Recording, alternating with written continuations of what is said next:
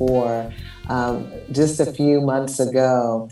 And I really think that there is something special about people who come together to provide service to others. And many of us do that in many different ways, whether it's through, law enforcement or healthcare, or joining the Rotary and being a part of that group. And there's really something very honorable about being a part of public service. There's a quote, and I love this quote, so I'm going to read it, but I had to put my glasses on to do that. But there's a quote from Margaret Mead, and it says, "A small group of thoughtful people could change the world. Indeed, it's the only thing that ever has." And I find that just such a poignant review, or a poignant look at, the ability for people, even in small numbers, to make great differences and changes in the lives and the trajectory of other people's lives when we do so thoughtfully. And Rotary, I really believe, was a great part of that.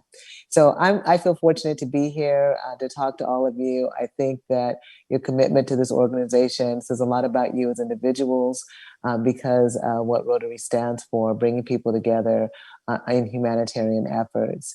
And I feel fortunate that I get to finally talk about something other than budget cuts and policing, which seems to have been the last several months of my life were full of that. 2020 has been a really interesting year in a lot of ways. It's affected us all differently, of course. I'll just talk to you a little bit first about myself personally, and then a little bit about some of the challenges that we had, or I had specifically in Seattle. And then, just hear some, get some questions and get some feedback from you. But I know, just generally speaking, I feel like I had a very successful career in law enforcement. I enjoyed all of my 28 years there. It was always a rewarding career. I always had that innate desire to work with others and to help others, just as probably many of you do, being Rotarians. And becoming a police officer really was a great dream and a great goal. And I was very excited to be a part of the organization in Seattle. And so moving through that organization, I learned a lot, I met a lot of people, and I realized that some very good things happened for me. I had great mentors, great sponsors, and great allies. And I'll touch on that a little bit later. But it's really important to have connections.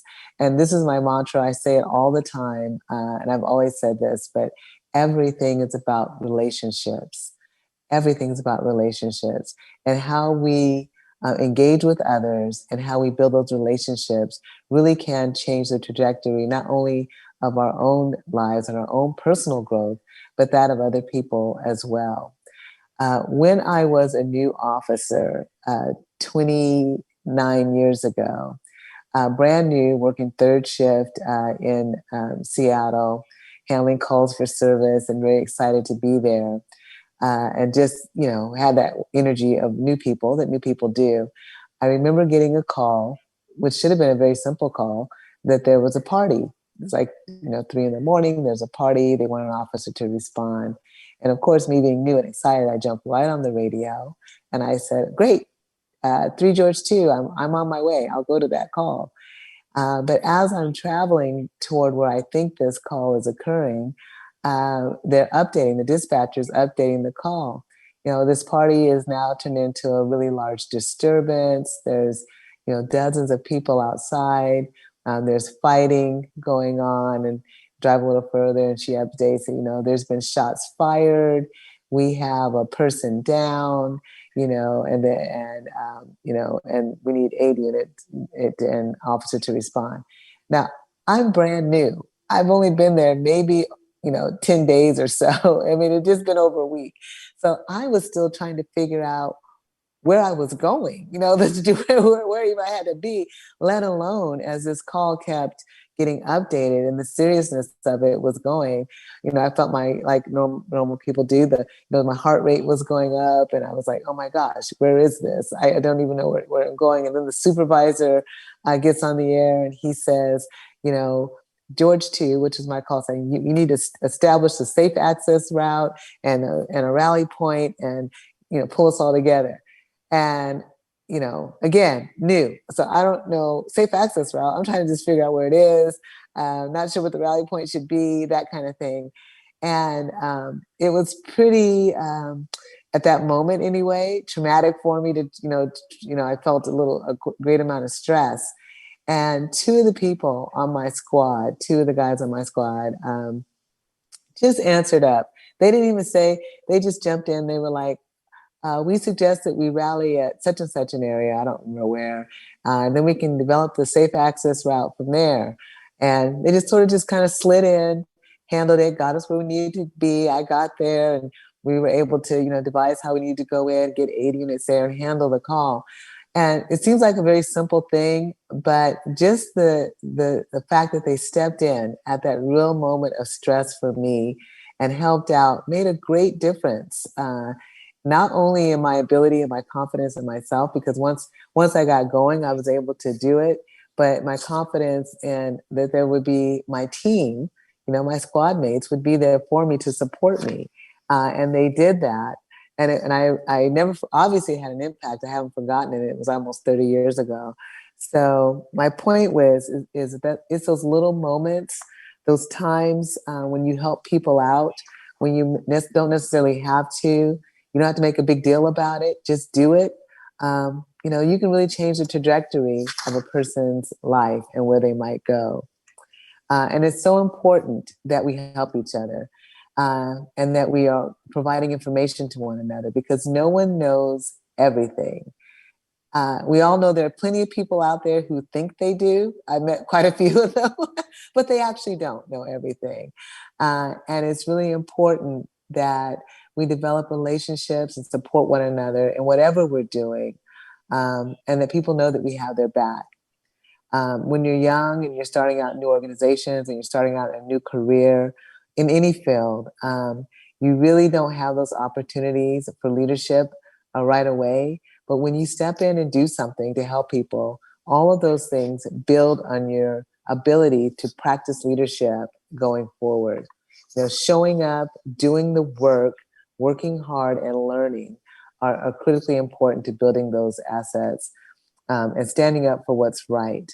So I think that there's just really something to be said, without going into belaboring this too much, for people who do what's right, who make connections and who build relationships, because everything really does not hinder, but to stand on relationships. And as we move up and rise up in our organizations, we need to make sure that we're lifting other people up. And that's really the next part of it. Not only bringing other people in and lifting them up, but making sure that you are bringing people in so that they have opportunities as well. And early on, it's really important that you do that so that you can set them up for success later on. I had a lot of people who did those things for me, and I really, really appreciated it. Sergeants, supervisors who stepped in at times, and really gave me good advice. And that really helped me along the way. And they also challenged me. So, for example, I'm a pretty gregarious person, but if you're a gregarious person, then you should try to make connections to those who maybe aren't as gregarious and don't reach out. It's really important that you work with people who don't always look like you or act like you, so that you not only broaden your development, but broaden their development as well. And I think that's really, really important. So leading an agency, leading people and being with them and working with them is incredibly important. And your people need to know that you're their ally and that you support them. And so I'll just say that, and then I'll talk a little bit about, how 2020 has been so far for me. We started out in Seattle with a large mass shooting. 8 people shot in downtown Seattle in what was historically known as a drug market near 3rd and Pine. One of the victims, 2 people died. One of the victims of the shooting, who did not die but was severely injured, was a 9-year-old child who had come over from across, I believe in Port Townsend or Bremerton, I can't remember where, but across the water. They brought a ferry over, they were homeschooled, they went to the aquarium, which is a beautiful place. They went to stop and get something to eat, and lo and behold, this child is the victim of a shooting. And it was incredibly tragic and heart-wrenching. I mean, I have a hard time talking about it even now. And as he's laying there and the officers are responding, they told me that, uh, that they were, helping to just put a tourniquet on him and get him ready to go for transport. That he said to them, don't worry about me. I know there's other people who are injured. Go ahead and take care of them. I'm going to be okay.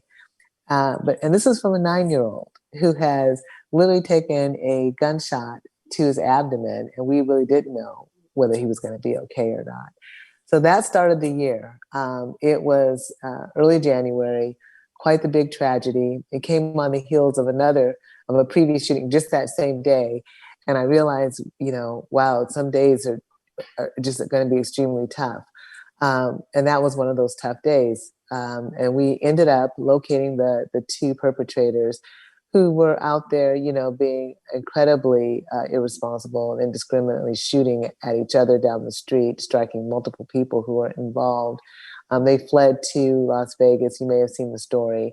And our detectives, working with a fugitive task force from the U.S. Marshal's Office, located them in Las Vegas and brought them into custody.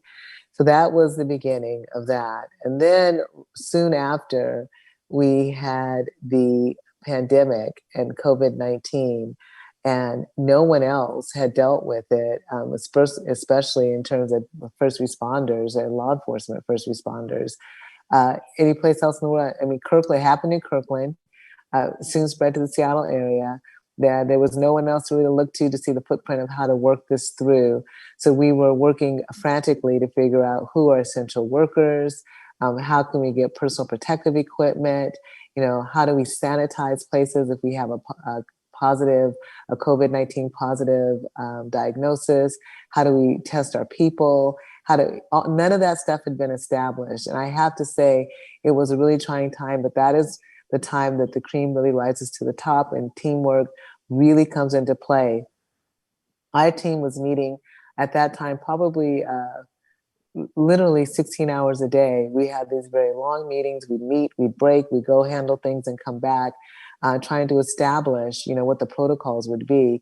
And we did establish them, and they were used all across the nation. People were coming to Seattle to figure out, how do you do first responder testing? We ended up working with the fire department, who had a number of paramedics.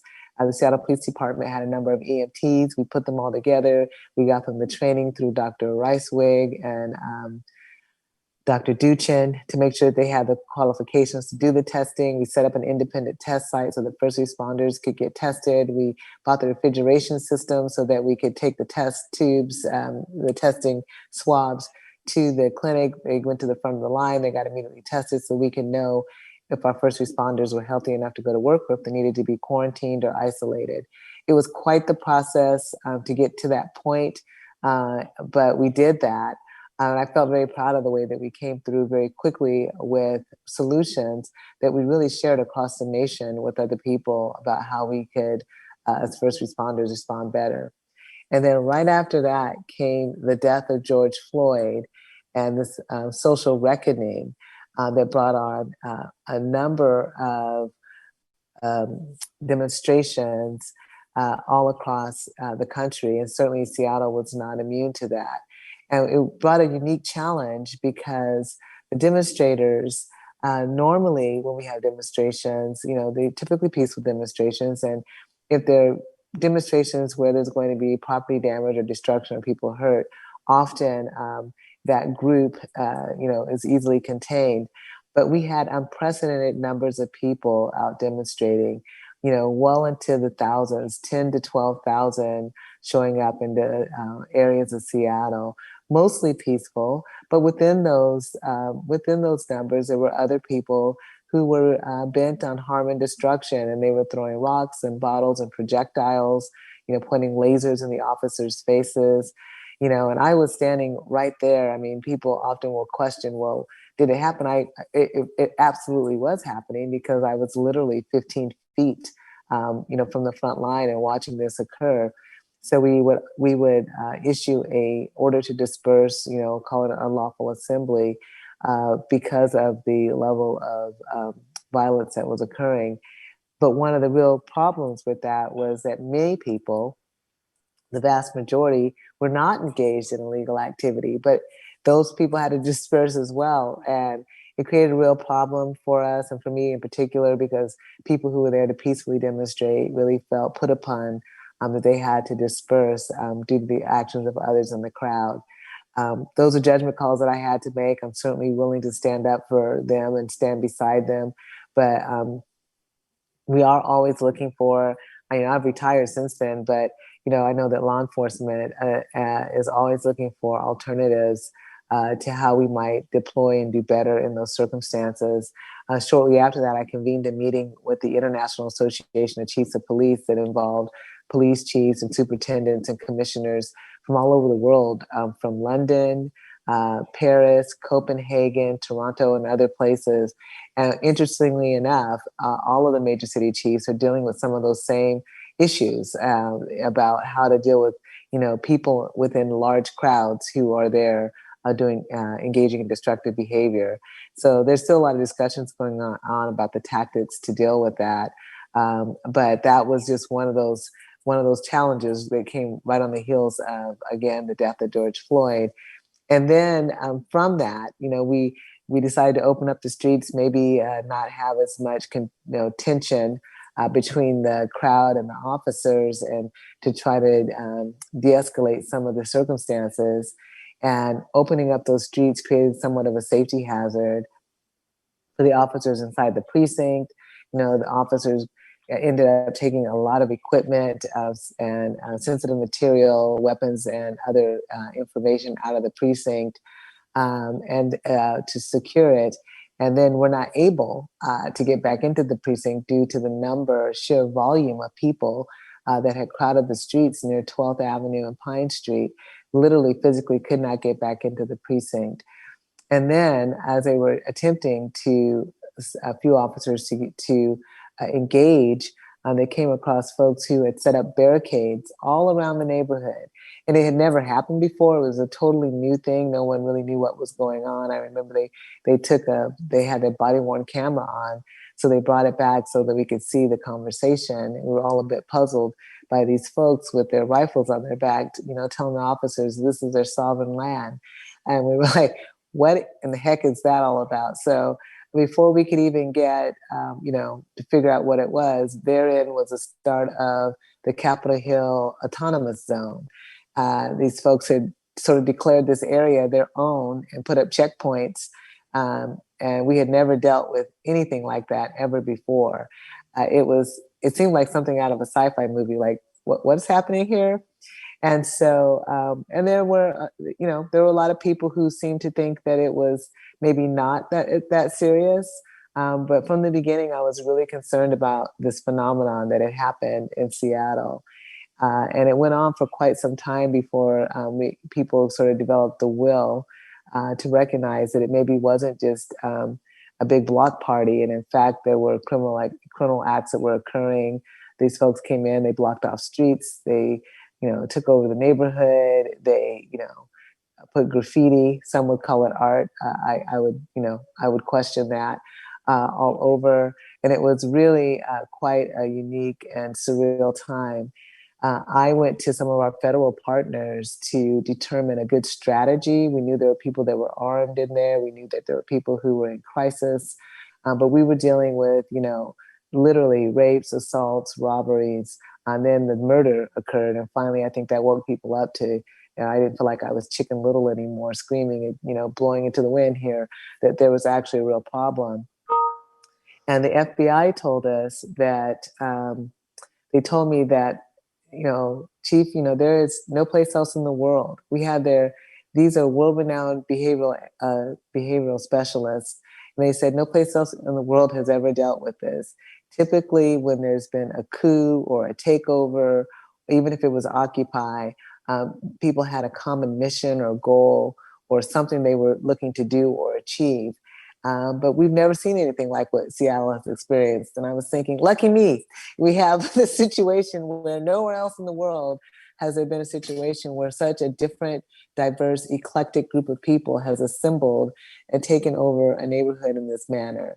And so we were going to have to tread really lightly because a number of folks, according to the behavioral analysts, people who maybe had been on the margins, maybe hadn't been quite successful in their life, all of a sudden were, on CNN and MSNBC and Fox News, and they were, they were invested now in staying there and having meaning, which is incredibly, difficult for us, to address. And so we were very concerned about the safety, not only of the officers, but the safety of anyone in and around the area, should we try to move them out of the area. And initially, there just wasn't a lot of political will to do that. But finally, and I do mean finally, we got the executive order that we needed in order to give us legal authority to come in and remove people from the area. And I will tell you, and I won't belabor this too much because, what I'm writing about it, because I really think I should put it in a book. It's a fascinating story. But I will tell you, it was one of the most stressful times because no other agency, except for Bellevue, no other agency would come and assist us. I mean, they were, pretty much done with dealing with Seattle and Seattle politics. And there was just they just weren't going to do it. They'd offer us, they offered us equipment. You can use our Bearcat, you can use our vehicles. We'll even answer your calls for service, but we're not going to try to deal with this cabal that you have there. And I understand it. No hard feelings at all. I understand that, each, chief or head of an agency has to protect their own people as well. So we were really kind of stuck, trying to figure this out on our own. Some of my commanders were like, well, we don't know what to do. We're going to need at least 300 people. Where are we going to get them? And I'm like, we have an agency of 1,400. So grab 300 people and use them. So they did. So we ended up getting the number of folks that we needed and going in and clearing out the area. But it really was quite stressful. I just had to give the speech of my life to tell people, don't look behind you because nobody is coming. If there was ever a time you're going to be wearing the white hat, it's going to be today. I needed everybody, all hands on deck, to get out there and do the job. We had no idea what we were going to encounter. If somebody decided to barricade themselves, we were going to have to deal with that. If someone decided to, fire at officers, we'd have to deal with that. If somebody got hurt, and I just went through all the contingencies, but no matter what, we were not going to leave until we had cleared out that Capitol Hill organized protest zone. And I, gave that speech to the officers in that set of instructions, knowing full well we didn't know what we might encounter. I went up to the command site with them as they were going through. And at the time, I remember thinking in my head, this could take, hours and hours and hours. And if it gets dark, we're going to bring in extra lighting to make sure we can finish this. And I was at the fire station. I grabbed a cup of coffee and waited, was talking to some of the different staff and the FBI that was there.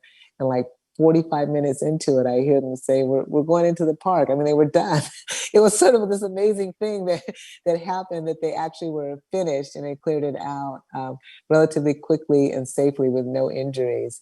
And so I was very grateful for that. But it was a truly stressful time to go through that. And then right on the heels of that came a lot of movements and initiatives to defund police departments.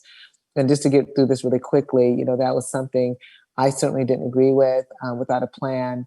I absolutely do agree that we ask our officers to do an awful lot of work, and they work very hard to be, they're dealing with mental illness and crisis and poverty and domestic violence and, drug addiction, and in Seattle in particular, they have, and also probably in your area too, I know there's an increase in heroin use and methamphetamine use, and a lot of need for resources for folks who are addicted. And officers often end up being the ones who are addressing all those problems because other systems have failed or are not filling up or not standing up to their full responsibility in many ways. So while not opposed to changing some of that, I thought it was very important that there was a really clear plan on how to move forward before people just jump onto untested theory and a mantra. about defunding the police department. Not to mention that that really sets up the community and the chief for failure. You know, asking them to reduce their resources without having a plan about how you're going to effectively fill in those gaps. So that became a little bit of a battle with me as city council. And at some point, you know, another time in my life, I felt like I was standing alone, sort of blowing in the wind. But I felt like it was very important that I highlight this issue, that I be very frank about it, and even if I was standing on my own and doing so. And ultimately, you know, once they decided that they were going to keep on with that movement, I thought it was a good time for me to, you know, step aside and maybe allow fresh eyes to take a look at how we might move forward. I hold, you know, policing and police officers in high regard. I think it's a very dangerous job. It takes a lot of commitment, and it's mostly about service more than anything else. Regardless of some of the other things that we see, there are some imperfections, but most of what an officer does day in and day out is provide service to the community. And while we all can do better, you know, on those services, we should recognize, acknowledge that piece as well. And I think that that's a real tie-in to what you do at Rotary. It's provide service day in and day out. Often, maybe not getting the, you know, maybe not getting the full support of everyone, but it's really important what you're doing. And there will be times when you may have to stand out there on your own, you know, on some issue that's a humanitarian issue that's important. But just do so and do it with conviction and integrity. And I think that, you know, that's the way to go. So I'll close on that note, and thank you for letting me share a little bit of my story. If you have any questions, I don't know if there's time, I'd be happy to take some if there is.